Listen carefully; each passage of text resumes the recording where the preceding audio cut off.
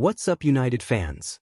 Welcome back to United HQ Update, your #1 source for all things Manchester United. Today we're diving into some massive goalkeeper news that could change everything at Old Trafford. Andre Onana's United career might be hanging by a thread after that shocking error against Lyon in the Europa League. And guess what? Ruben Amorim has made a huge statement by dropping him completely for the Newcastle match. But here's where it gets interesting. According to transfer specialist Fabrizio Romano, United scouts have been closely monitoring Japan international Zion Suzuki, who's been absolutely stellar for Parma in Serie A. And get this, United actually tried to sign him back in 2023, but he turned them down. Now valued at a whopping £45 million, could this 22-year-old goalkeeping sensation be the solution to United's problems between the posts? From rejecting Old Trafford to potentially becoming our new #1, this story has everything. Stick around as we break down everything you need to know about Zion Suzuki, Onana's uncertain future, and what this means for Manchester United going forward. Trust me, you don't want to miss this one.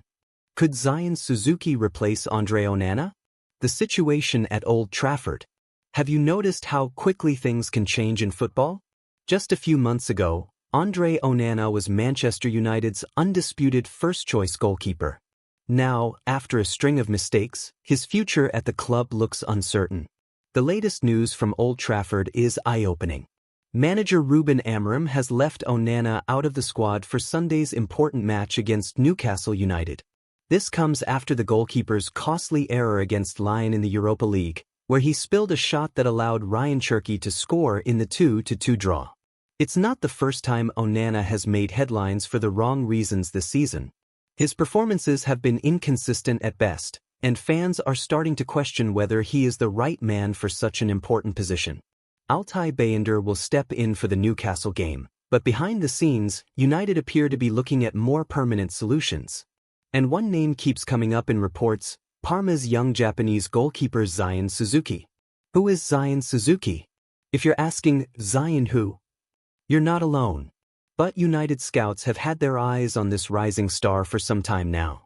Zion Suzuki is a 22-year-old goalkeeper who currently plays for Parma in Italy's Serie A. Standing at 6 feet 3 inches tall, he has the physical presence needed for a Premier League goalkeeper.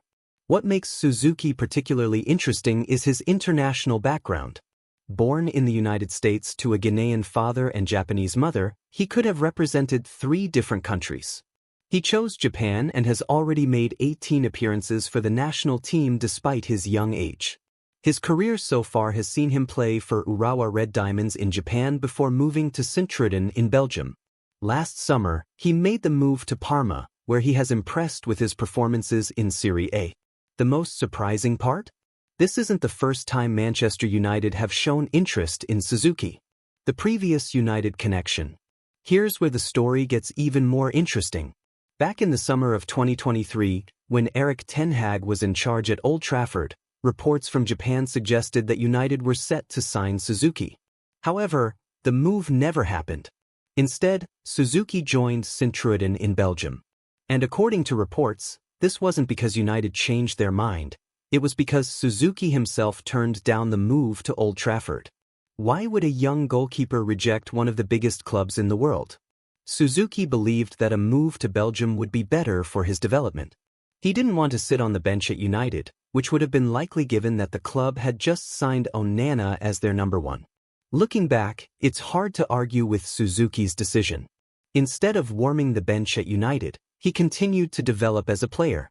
His performances in Belgium earned him a move to Serie A, and now his value has reportedly risen to around £45 million. Sometimes the path less traveled is the right one. But could Suzuki's path now lead him back to Manchester? What are United's plans? According to reliable sources, Manchester United have been watching Suzuki closely throughout this season. Scouts have been regular visitors at Parma matches, and the reports they've sent back have clearly impressed those in power at Old Trafford. The Mirror recently reported that Amorim wants to target Suzuki as his new goalkeeper at the end of the season.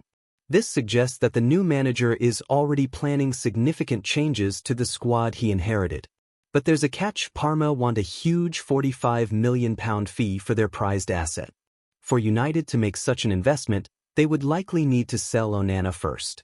There are reports of interest from Saudi Arabian clubs, which could provide United with the funds needed for the Suzuki deal.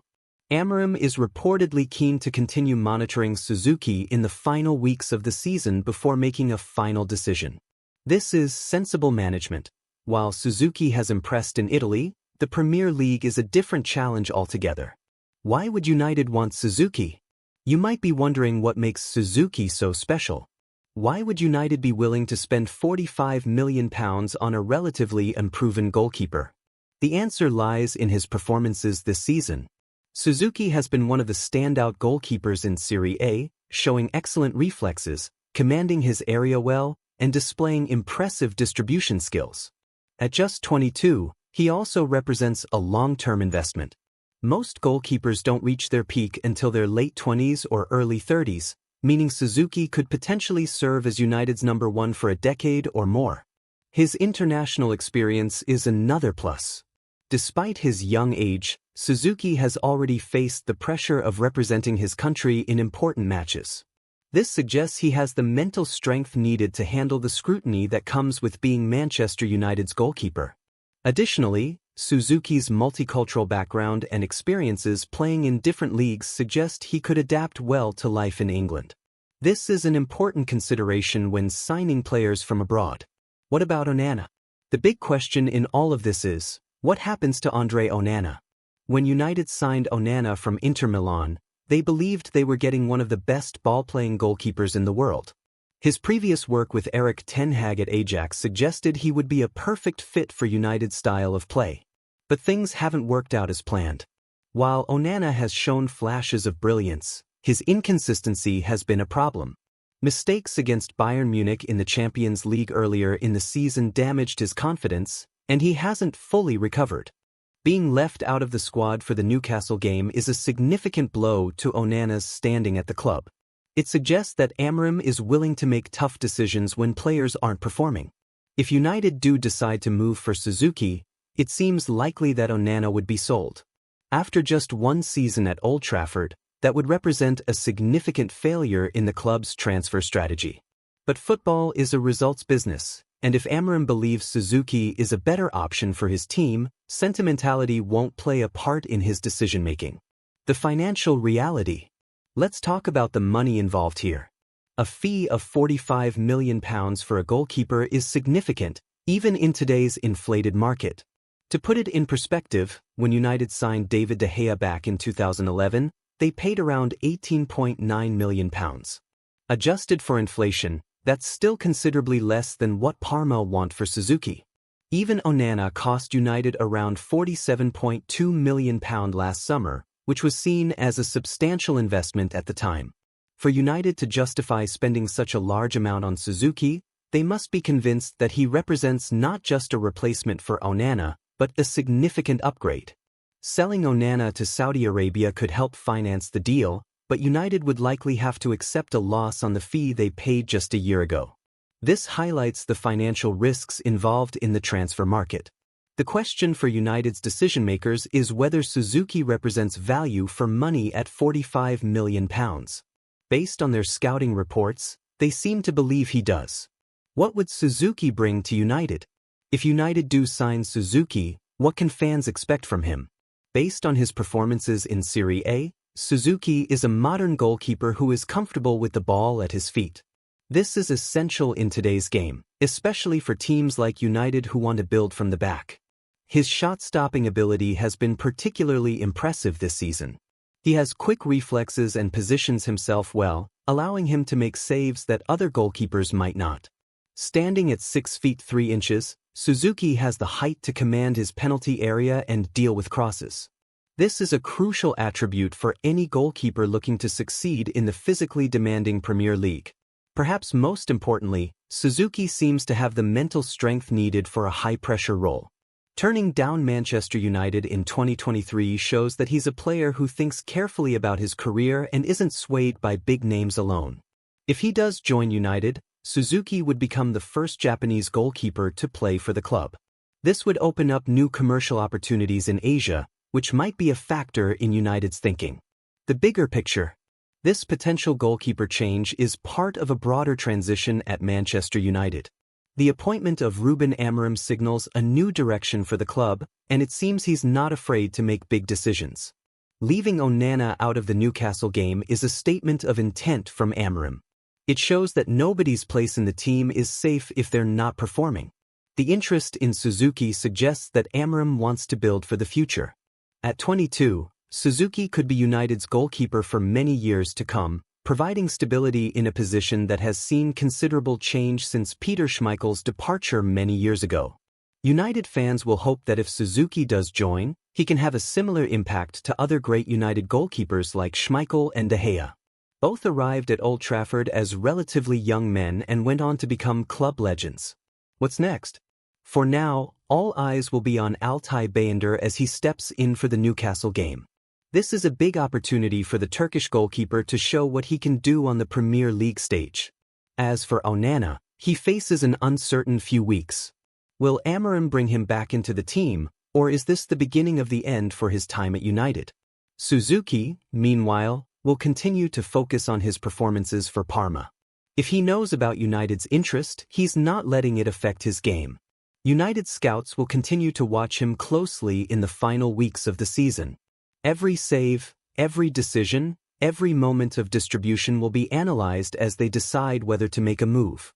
The summer transfer window promises to be an interesting one for Manchester United. With Amorim at the helm, expect significant changes to the squad. The goalkeeper position could be just the start. Could history repeat itself? There's an interesting parallel to be drawn with United's past. When De Gea first arrived at Old Trafford, he struggled to adapt to English football. Many fans and pundits questioned whether he was the right choice. But Sir Alex Ferguson stood by his young goalkeeper, and De Gea went on to become one of United's greatest ever players in that position. Could Onana follow a similar path if given time? Or is his United career already reaching its conclusion? And what about Suzuki? If he does join, will he handle the pressure better than Onana has? These are questions that only time can answer. The verdict? Based on the information available, it seems that Manchester United's interest in Zion Suzuki is serious. The repeated scouting missions and Amorim's apparent approval suggest this isn't just a passing fancy.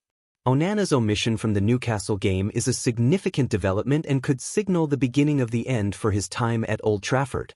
If United do decide to move for Suzuki, they'll be getting a young goalkeeper with immense potential. His performances in Serie A suggest he has the ability to succeed at the highest level. The £45 million price tag is steep, but in today's market, quality goalkeepers don't come cheap.